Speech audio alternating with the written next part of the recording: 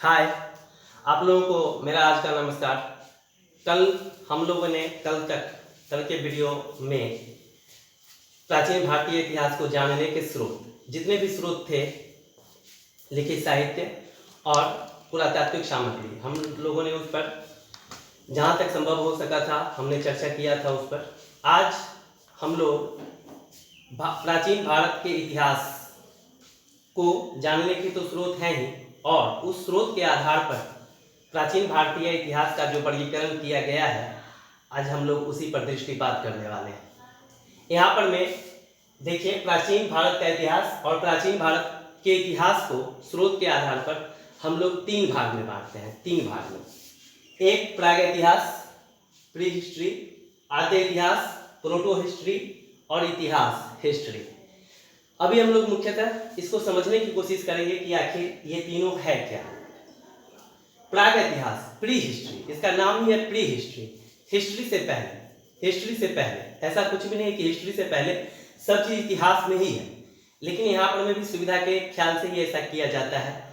Pre history यानी कि इतिहास से पहले की जो अवस्था थी उसका जहाँ पर हम लोग अध्ययन करते हैं उसको प्रागैतिहास कहते हैं।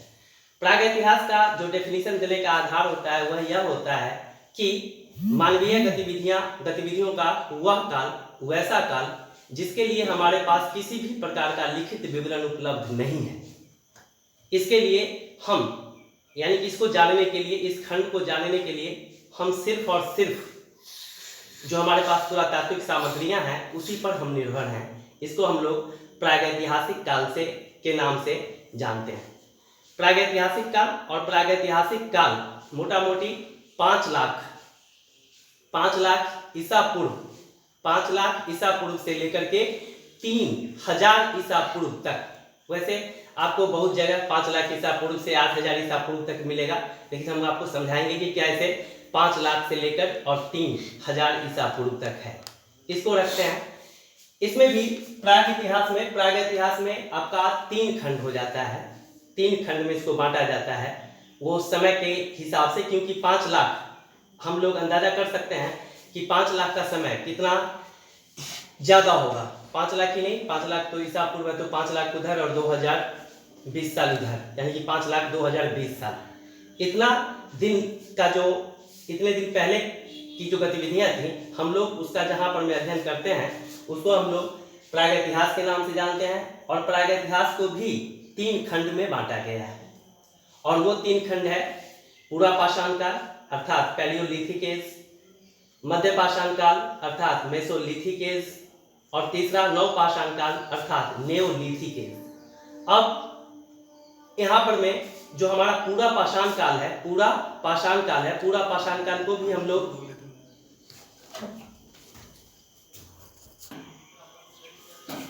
यहाँ पर ध्यान देंगे। मैंने यहाँ पर में लिख दिया है, यहाँ पर देखेंगे प्रागैतिहास, और प्रागैतिहास के तहत प्रागैतिहास को 3 खंड में बांटा जाता है। एक पूरा पाषाण काल, दूसरा मध्य पाषाण काल और तीसरा नव पाषाण काल।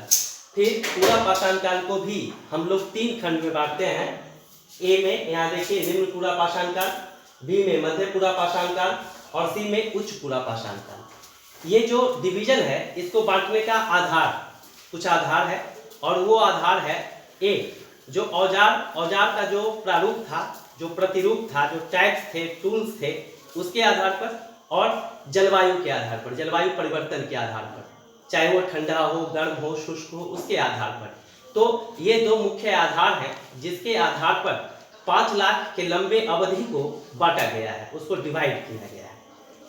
तो हम लोगों ने यहाँ पर भी देखा कि प्रागैतिहास पूरा पाषाण काल, मध्य पाषाण काल और नव पाषाण काल, और उसके बाद पूरा पाषाण काल भी। पूरा पाषाण काल में जब आप समय को देखेंगे तो ये लंबा समय है जिसको भी हम डिस्कस करेंगे। यहाँ पर में इसको भी बांट दिया जाता है निम्न पूरा पाषाण काल, मध्य पूरा पाषाण काल और उच्च पूरा पाषाण काल में। अब यहाँ जो समझने की बात है, यहाँ पर में हम लोग देखेंगे पूरा पाषाण काल, और पूरा पाषाण काल का जो समय है वो समय है 5 लाख से लेकर, यानी कि 5 लाख से लेकर 10,000 ईसा पूर्व, 10,000 ईसा पूर्व। अभी अगर हमको समय मिलेगा तो हम ईसा पूर्व और ईसवी सन को हम डिफाइन करने की कोशिश करेंगे, नहीं तो अगले क्लास में कर देंगे। यहाँ पर में हम लोग देखें कि 5 लाख ईसा पूर्व से लेकर के 10,000 ईसा पूर्व का जो समय है, एक लंबी अवधि यानी कि 4,90,000 साल, 4,90,000 साल का जो समय रहा, ये पूरा पाषाण काल था। और ये समय आप निश्चित रूप से इस बात को समझ सकते हैं कि इस काल में मानव ने बस अपने आप को जीने का, जिंदा रखने का प्रयास किया, उनसे बहुत ज्यादा कुछ नहीं बन पाया, क्योंकि उस समय की जो चुनौतियां थी, जलवायुगत चुनौतियां थी, वह काफी अधिक थी और केवल इनका सारा समय अपने आप को बचाने में, डिफेंड करने में जाता था। इस समय में इन्होंने बहुत कुछ खास प्रगति नहीं की। उसके बाद मध्य पाषाण काल, और यहाँ से लोगों ने, अब आप देखेंगे हम लोग कि लोगों ने व्यवस्थित होना शुरू कर दिया, और इसका जो समय है वो 10,000 से लेके 8,000 ईसा पूर्व, 10,000 से लेके 8,000 ईसा पूर्व, कहीं कहीं पर 10,000 से 7,000 ईसा पूर्व भी आपको लिखा हुआ मिलेगा। तो ज्यादा चिंतित होने की बात नहीं है, इतिहास में डेट को लेकर के समस्या बनी हुई रहती है। यहाँ पर में मोटा मोटी हम लोग याद रखेंगे कि 10,000 से लेकर के 8,000 ईसा पूर्व तक का जो समय है वो है आपका मध्य पाषाण काल का। वो समय किसका है? मध्य पाषाण काल का। और इसके बाद नव पाषाण काल, यानी कि मध्य पाषाण काल में देखिए, जो थोड़ा सा देखिए यहाँ नजर, 10,000 से 8,000, महज 2,000 या 3,000 या 4,000 साल का समय। कहाँ 4,90,000 का समय, और कहाँ पर में 10,000 से 8,000 ईसा पूर्व का समय। यानी कि यहाँ पर में सीधा अंदाजा यही लगाया जाता है कि अब जो मनुष्य के सामने में जलवायुगत चुनौतियां थी वो धीरे धीरे काफी कम होने लगी थी, जलवायु इनके अनुकूल होने लगा था, धरती इनके अनुकूल होने लगी थी, जिससे कि ये अपने आप को फिट कर सकते थे। ये 10,000 से 8,000 ईसा पूर्व। और नव पाषाण काल का समय है, नव पाषाण काल का समय है 8,000 ईसा पूर्व के बाद ये 3,000 ईसा पूर्व तक जाता है, या हड़प्पा सभ्यता जहां से शुरू होती है वहां तक भी जाता है, या वहां के बाद भी आता है। तो इसको हम लोग एकदम बांट नहीं सकते हैं, मोटा मोटी इसको हम लोग 8,000 ईसा पूर्व से लेकर 3,000 ईसा पूर्व की अवधि में नव पाषाण काल को हम लोग रखते हैं। अब जो अभी हम लोग डिस्कस कर ही लेंगे, ताकि प्रागैतिहासिक के तहत जो हमारा पाषाण काल का खंड है वो खत्म ही हो जाए, जिससे कि आगे की वीडियो में फिर हम लोग अपने आप नए चीज को अग्रसारित करें। तो यहाँ पर मैं पूरा पाषाण काल, मध्य पाषाण काल, नव पाषाण काल, अब पूरा पाषाण काल जिसको हमने कहा 4,90,000 साल का समय है लंबा, उसको 3 भाग में लेंगे, पूरा पाषाण काल, मध्य पूरा पाषाण काल और उच्च पूरा पाषाण काल। यानी कि यहाँ पर मैं भी वही क्लाइमेट की डिफिकल्टी के अनुसार, या जो औजार मिले हैं उसके टूल यानी कि उसके टाइप्स के अनुसार आधार पर इसका वर्गीकरण किया गया है। हम लोग यहाँ पर में ज़्यादा दिमाग फोकस नहीं करेंगे, क्योंकि जो क्वेश्चंस पूछे जाएंगे हम लोग उन्हीं पर अभी अपना दिमाग कंसंट्रेट करेंगे। लेकिन इतना बात को समझ लेना बिल्कुल जरूरी है, जिससे कि हमारा फंडा क्लियर रहे, जिससे कि हम आने वाले एग्जाम्स में अगर इससे क्वेश्चन पूछे जाते हैं तो हम दिग्भ्रमित ना हो, हम सटीक आंसर दे सकें। अब जो मुख्यतः प्रश्न पूछे जाते हैं वो पूछे जाते हैं कि पूरा पाषाण काल में मुख्यतः क्या हुआ, मध्य पाषाण काल में क्या हुआ और नव पाषाण काल में क्या हुआ। पूरा पाषाण काल पूरी की पूरी अवधि में जो मानव का सबसे महत्वपूर्ण खोज था, आविष्कार था, जिसने मानव के जीवन में क्रांति ला दी, जिसने मानव का जीवन बदल कर रख दिया, वह था आग का आविष्कार। पूरा पाषाण काल में आग का आविष्कार किया गया, यानी कि आग को लोगों ने जलाना सीख लिया। पत्थर पे पत्थर चमक पड़ता था, उससे जो आग निकलती थी उससे जंगल में हो सकता है कि आग लग गया हो, और लोगों को इसके बारे में जानकारी हो गई हो कि ऐसे हम आग को उत्पन्न कर सकते हैं, कृत्रिम आग को उत्पन्न कर सकते हैं। और ये बहुत बड़ी खोज थी, उस समय के लोगों की बहुत बड़ी खोज थी। पूरा पाषाण काल, मध्य पाषाण काल का जो सबसे बड़ा खोज है वो लोगों का एक तरीके से संगठित होना, समूह में काम करना, ढेर सारे मवेशियों की जानकारी रखना, जिससे कि उनको आगे चल करके दूध, यानी कि दूध कैसे फॉर्म किया जा सकता है, कैसे निकाला जा सकता है, इसकी जानकारी इन लोगों को हुई।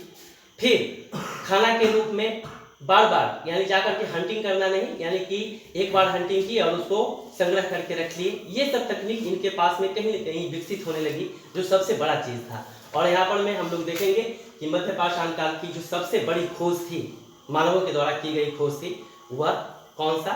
तो वह था पशुपालन।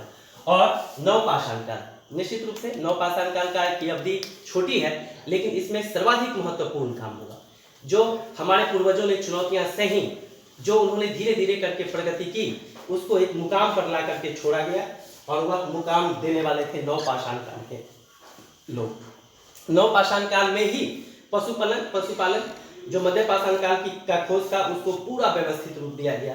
कृषि का आविष्कार किया गया, हाउ टू कल्टिवेट। हम लोग जैसे आज कल्टीवेशन का काम करते हैं, ठीक वैसे नहीं, लेकिन इन लोगों ने अनाज को बोना और फिर अनाज को काटना, उसकी दौनी करना, ये तमाम चीजें इन्होंने करनी शुरू कर दी, जिसका विभिन्न जो पुरातात्विक स्थल है, नवपाषाण कालिक स्थल है, जैसे मेहरगढ़ है या कोल्डीवा है या और भी है, वहां से हम लोगों को इसके बारे में जानकारी मिलती है।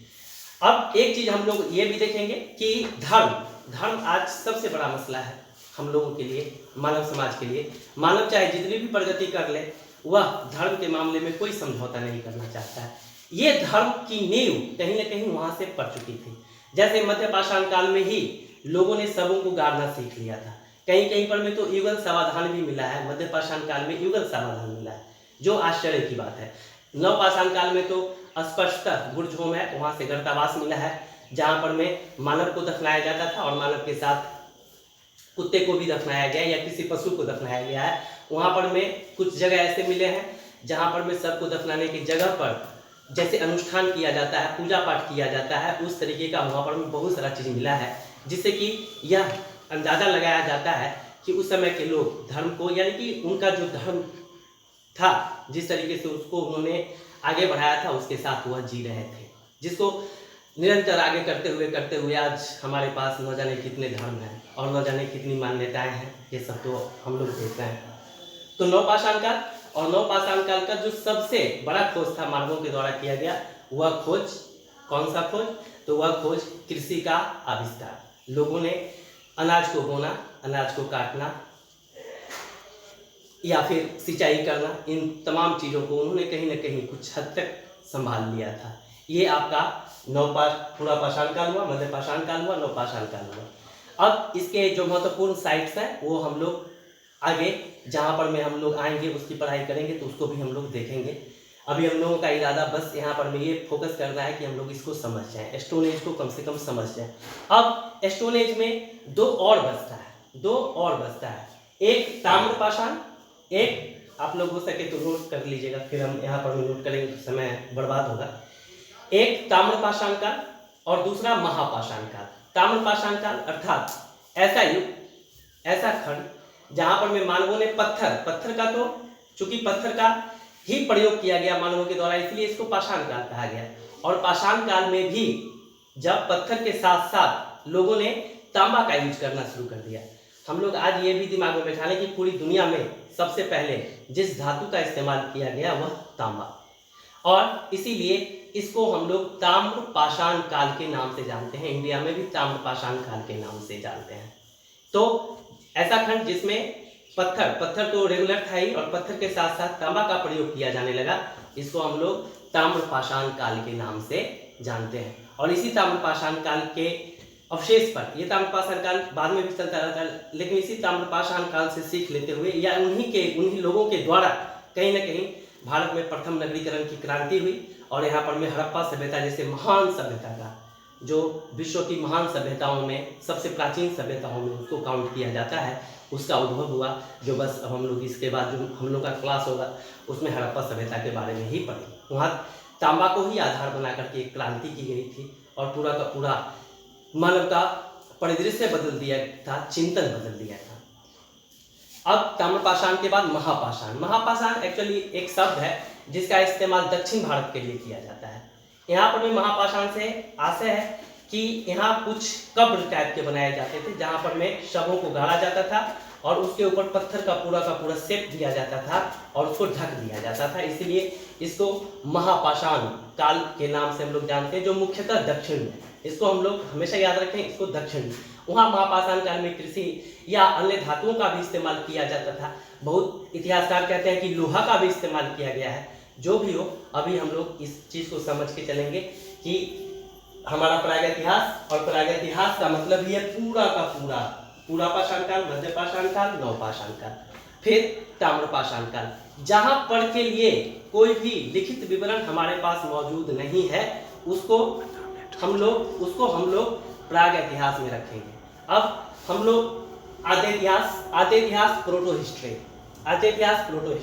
इसके बाद का जो हमारा चैप्टर शुरू होगा हड़प्पा सभ्यता, उसका संबंध इसी आद्य इतिहास से। आद्य मतलब आधा इतिहास, यानी कि इस समय के इसका जो डिफिनीशन है, इतिहास का ऐसा खंड जहां पर में मानवों ने लिपि का आविष्कार तो किया था, उनकी लिपि भी है, उनकी भाषा भी है, लेकिन अभी तक हमारे भाषाविद उसको पढ़ने में कामयाब नहीं हो सके हैं। इसको हम लोग आद्य इतिहास के नाम से जानते हैं, आद्य इतिहास के नाम से जानते हैं, जो हड़प्पा सभ्यता से शुरू होता है और 600 ईसा पूर्व तक अर्थात जहां पर में उत्तर वैदिक कालीन समाज का, अर्थव्यवस्था का, राजनीति की शुरुआत होती है, वहां तक ये जाता है। तो इसको हम लोग आद्य इतिहास, क्योंकि हम लोग कल इसी पे क्लास करेंगे ही, आद्य इतिहास पे ही करेंगे, हड़प्पा सभ्यता पर ही करेंगे, तो हम लोग इसको पूरा डिस्कस करेंगे। आज मेरा इरादा था कि हम आप लोगों को पाषाण काल के बारे में पूरा का पूरा समझा दें, और इसके बाद इतिहास,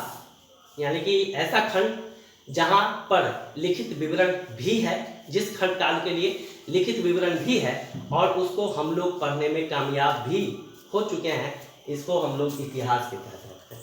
किसके तहत रखते हैं?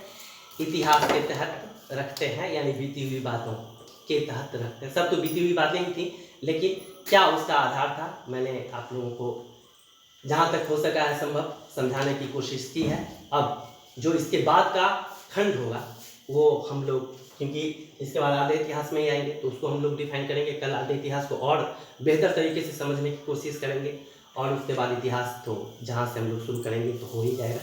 तो आज के लिए इतना ही। इन सारी चीज़ों को एक बार आप लोग फिर से बेहतर तरीके से घर पर जा कर के पढ़ने की कोशिश करेंगे, देखने और समझने की कोशिश करेंगे। कल हम लोग हड़प्पा सभ्यता को इंट्रोड्यूस करेंगे और वहाँ से शुरू करेंगे।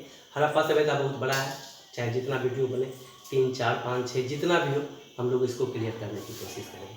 आज के लिए इतना ही। धन्यवाद। आप सबको मेरा फिर से नमस्कार।